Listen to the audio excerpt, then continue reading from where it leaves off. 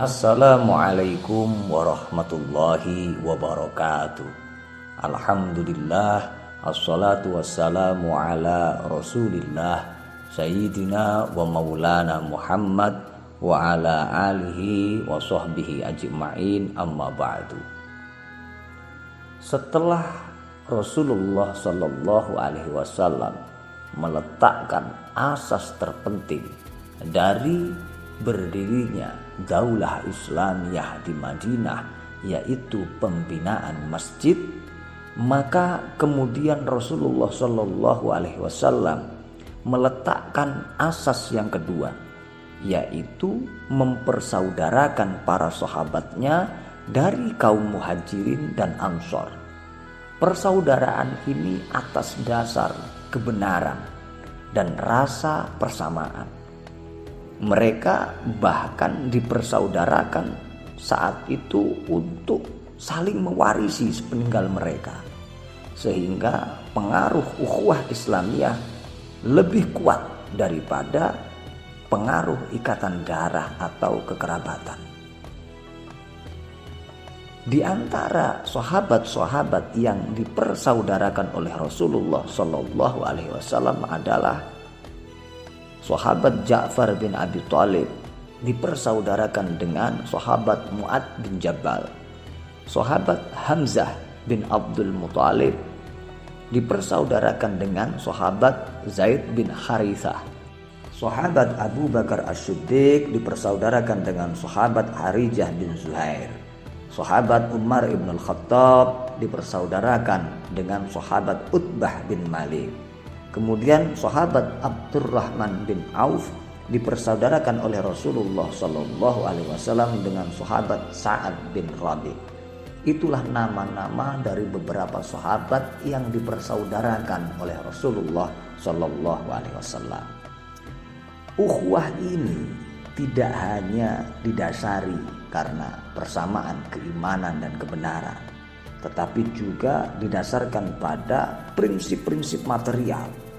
Di antaranya ialah ditetapkannya prinsip saling mewarisi sesama mereka. Ikatan-ikatan persaudaraan ini tetap didahulukan daripada hak-hak kekeluargaan sampai terjadinya perang Badar Kubro. Ketika itu Allah berfirman yang bisa kita lihat dalam surat Al-Anfal ayat 75, yang artinya, dan orang-orang yang mempunyai hubungan kerabat itu sebagiannya lebih berhak terhadap sesamanya daripada yang bukan kerabat di dalam kitabullah. Sesungguhnya Allah Maha mengetahui segala sesuatu. Ayat ini secara otomatis menghapuskan hukum yang berlaku sebelumnya, sehingga dengan turunnya ayat ini terhapuslah pengaruh ukhuwah Islamiyah dalam hal waris mewarisi. Setelah itu, setiap orang kembali kepada nasab kerabatnya masing-masing. Selanjutnya, abadilah persaudaraan sesama kaum muslimin.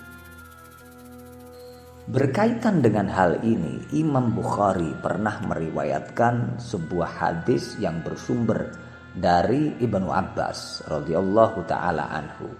Ia berkata, ketika kaum muhajirin datang ke Madinah, seorang muhajir mewarisi seorang ansor tanpa adanya hubungan keluarga karena ukhuwah yang telah dijalin oleh Nabi Shallallahu Alaihi Wasallam. Ketika turun ayat yang artinya bagi tiap harta peninggalan dari harta yang ditinggalkan ibu, bapak, dan karib kerabat, kami jadikan pewaris-pewarisnya. Surat An-Nisa ayat 33. Maka terhapuslah hukum tersebut. Dengan demikian berakhirlah masa berlakunya hukum waris mewarisi berdasarkan ikatan ukhuwah tersebut. Itulah asas penting atau pokok yang kedua yang diletakkan oleh Rasulullah Shallallahu Alaihi Wasallam untuk menegakkan masyarakat dan daulah Islamiyah ketika itu. Menurut Syekh Ramadan Al-Buti, urgensi dari asas ini akan bisa kita lihat dari beberapa aspek. Di antaranya adalah yang pertama, negara manapun tidak akan berarti dan tegak tanpa adanya kesatuan dan dukungan umatnya.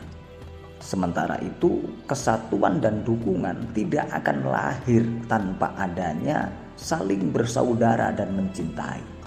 Suatu jamaah atau kumpulan yang tidak disatukan oleh ikatan kasih sayang dan persaudaraan yang hakiki, maka tidak akan mungkin dapat bersatu pada suatu prinsip.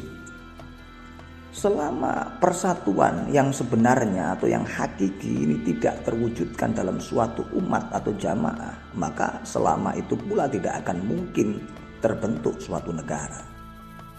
Dalam membentuk masyarakat yang islami atau daulah Islamiyah, persaudaraan itu juga harus didahului oleh akidah yang menjadi sebuah ideologi dan faktor pemersatu.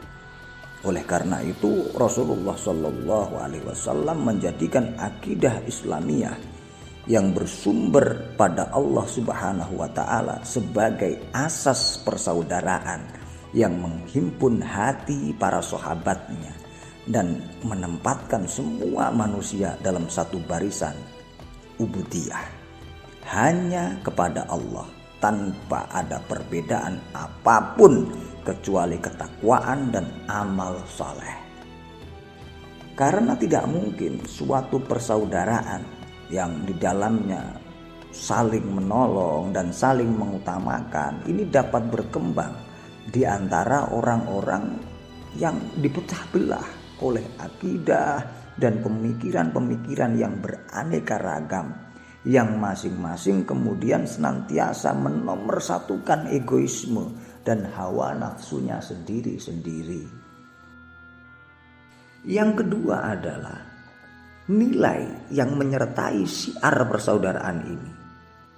Jadi persaudaraan yang ditegakkan oleh Rasulullah Shallallahu Alaihi Wasallam di antara para sahabatnya itu bukan sekedar syiar yang hanya diucapkan, melainkan merupakan kenyataan yang terlihat jelas dalam realitas kehidupan mereka. Dan ini menyangkut segala bentuk aspek hubungan yang berlangsung antara para sahabat Muhajirin dan para sahabat Ansor. Oleh karena itu Rasulullah Shallallahu Alaihi Wasallam menjadikan ukhuwah ini sebagai tanggung jawab bersama yang harus dilaksanakan secara bersama-sama.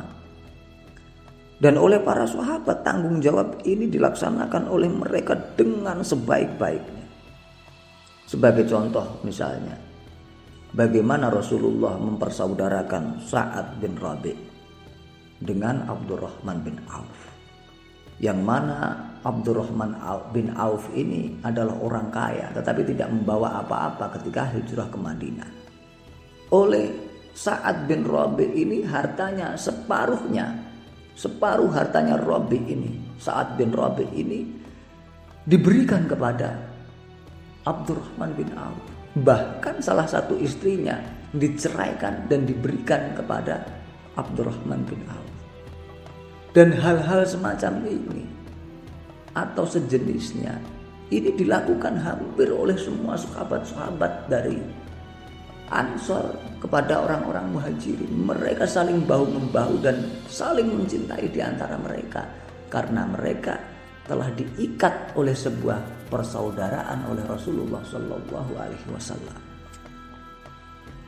Karena itu pula kemudian Allah Subhanahu Wa Taala menjadikan hak waris ini berdasarkan ikatan ukhuwah tanpa ikatan keluarga dan kerabat.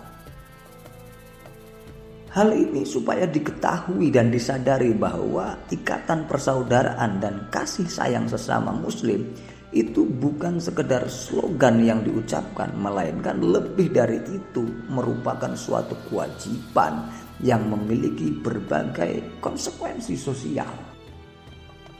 Maka ketika awal-awal masa hijrah, masing-masing dari sahabat-sahabat Muhajirin dan sahabat-sahabat Ansor, mereka harus menghadapi tanggung jawab khusus, yaitu berupa saling menolong dan saling memberi perlindungan.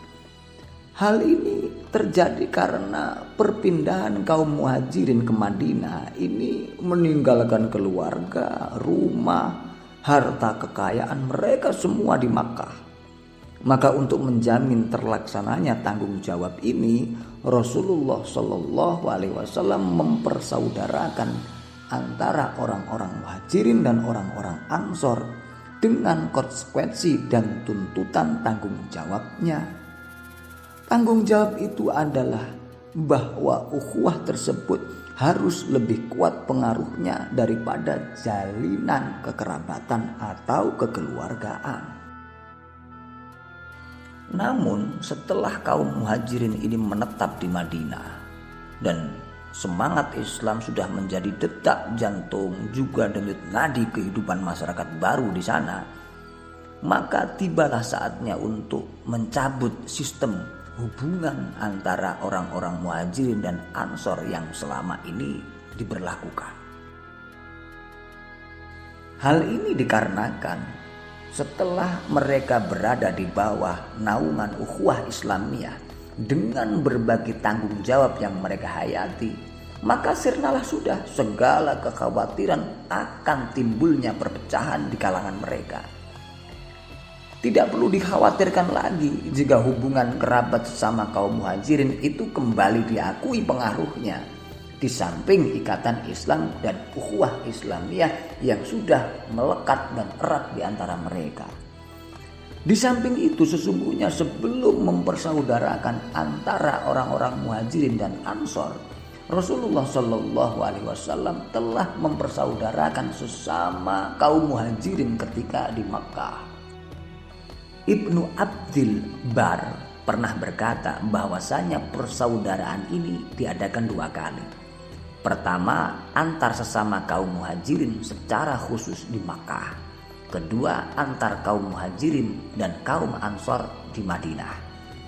Hal ini menegaskan kepada kita bahwa asas ukhuwah ialah ikatan Islam.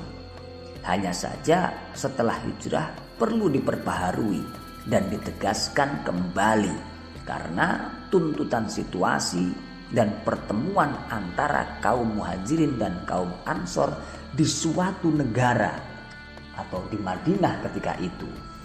Persaudaraan ini tidak berbeda dari ukhuwah yang didasarkan pada ikatan Islam dan kesatuan akidah lainnya, bahkan merupakan penegasan secara aplikatif terhadapnya.